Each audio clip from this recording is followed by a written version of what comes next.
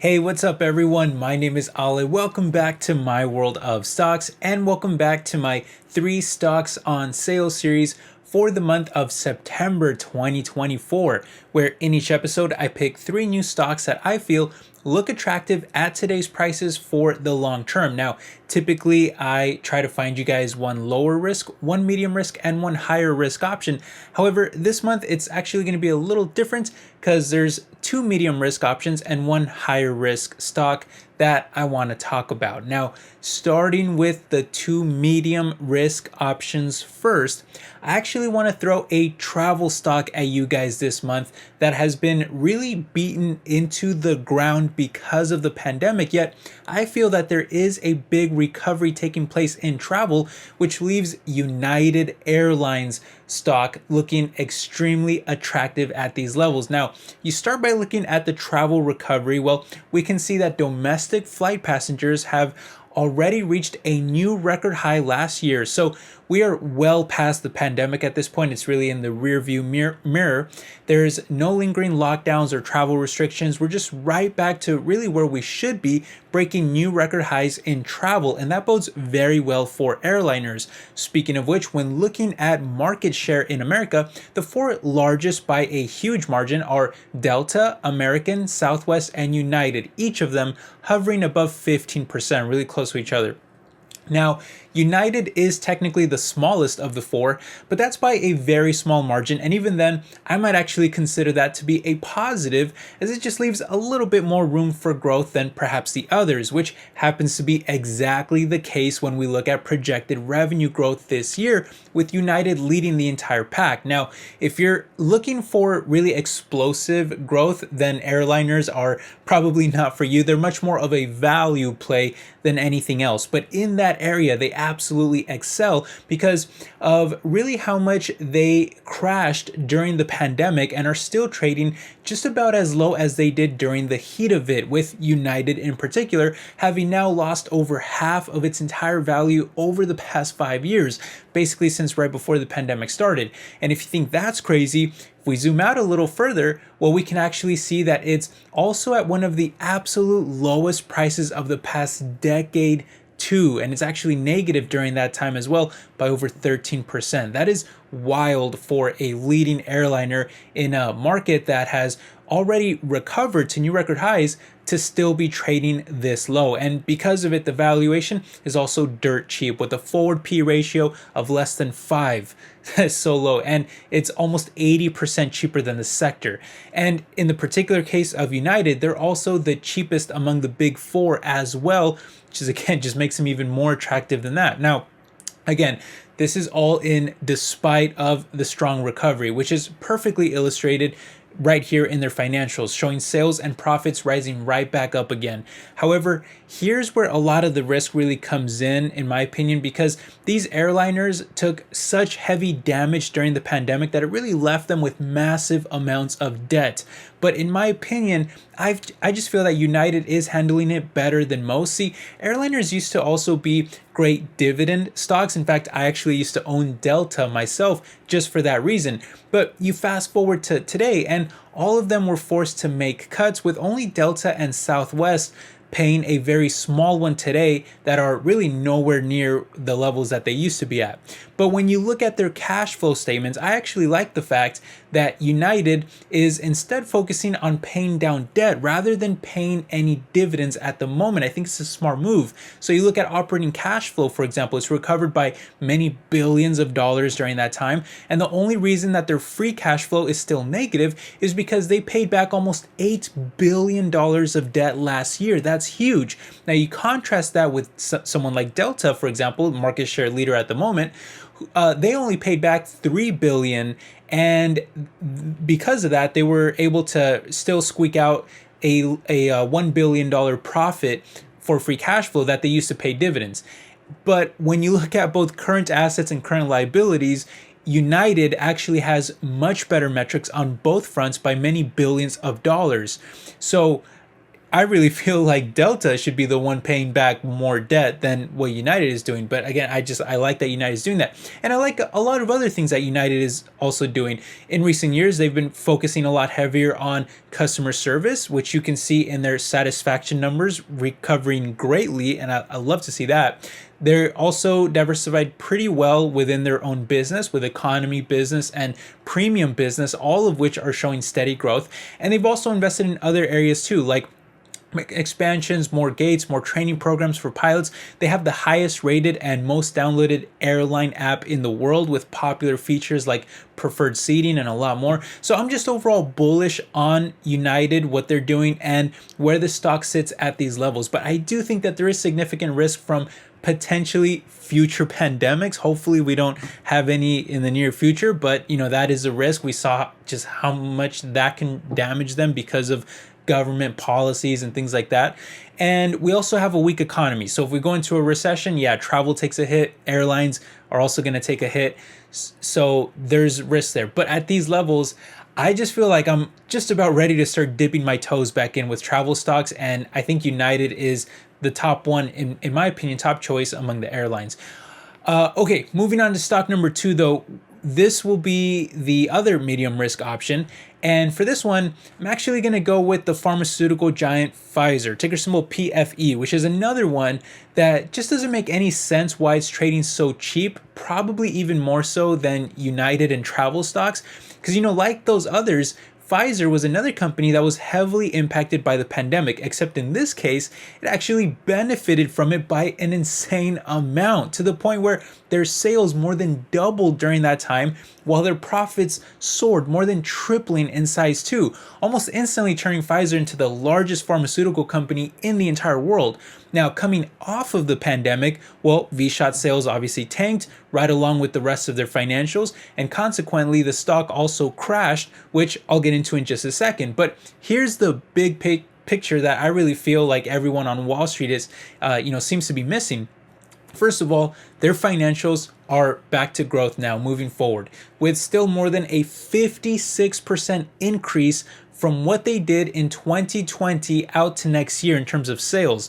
And what about profits? Well, we're talking about an 80% increase there since 2020 as well. So what we know is that, during the pandemic, Pfizer made many, many billions of dollars for practically free, because the government was subsidizing the shots too. And they got to use all of that money to not only build up one of the biggest pipelines in the world at over 100 different future drugs and treatments that will benefit them over time, but they also use it to make some of the absolute largest acquisitions since the pandemic, buying up Reviral for $500 million, Trillium for over $2 billion, GBT for over $5 billion, Arena for over $6 billion, Biohaven for over $11 billion, and Seagen for $43 billion, making up about $70 billion worth of acquisitions, which, oh, by the way, wouldn't you know it, it just happens to be about the same amount of money that they made from that one V-Shot product alone. Yet everyone seems to be completely ignoring this. And to top it all off, again, like I showed you before, even after the pandemic, Pfizer will still be a much, much larger company than they were before on both sales and profits, according to analyst estimates. And yet, do you know what happened to the stock? Well, it actually completely erased all of those gains in price. That's right, all the gains that they saw during the pandemic when the stock skyrocketed from Pfizer becoming the largest pharmaceutical company in the world have not only been completely wiped away, but the stock has also lost over half its entire value from the top to now trading at one of the absolute lowest prices of the past decade too, leaving behind a ridiculously cheap valuation, about 50% cheaper than the sector, despite them being the market leader, and with a mouth-watering dividend of almost 6%, which is also among the highest it's ever been.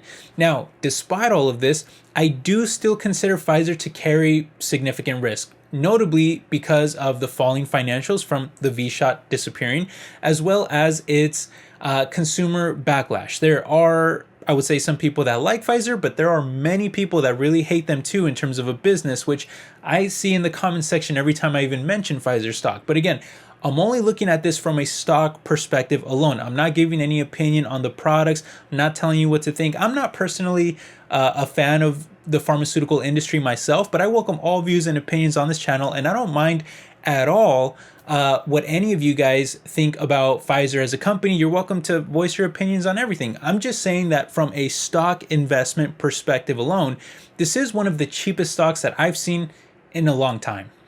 Okay, finally, guys, that'll leave us now, though, with stock number 3, the highest risk of the bunch. And for this one, I'm actually going to go with a gaming company, a very popular one in Take-Two Interactive, ticker symbol TTWO. Now, when it comes to Take-Two, they're behind some very popular video game franchises like NBA 2K, Red Dead Redemption, Borderlands, Lego Drive, and of course Grand Theft Auto, which I'll come back to in just a second. But on top of that, Take-Two also owns Zynga, which they acquired a couple years ago, giving them further exposure to the fast-growing mobile market with also hit legacy titles like Words with Friends, Zynga Poker, Farmville, and more. And so you can see how Take-Two is actually pretty well diversified across gaming, with even some pretty attractive licensing deals from entities like Game of Thrones, Lord of the Rings, and even Star Wars. With all of that said, though, there's really one primary reason why I purchased this stock recently myself, and that is heavily to do with the upcoming Grand Theft Auto 6 game set to release next year. And the reason for that is pretty simple, as this one franchise alone has the ability to generate billions of dollars in revenue. In fact, GTA 5, that one video game, has already done over $8.5 billion in sales.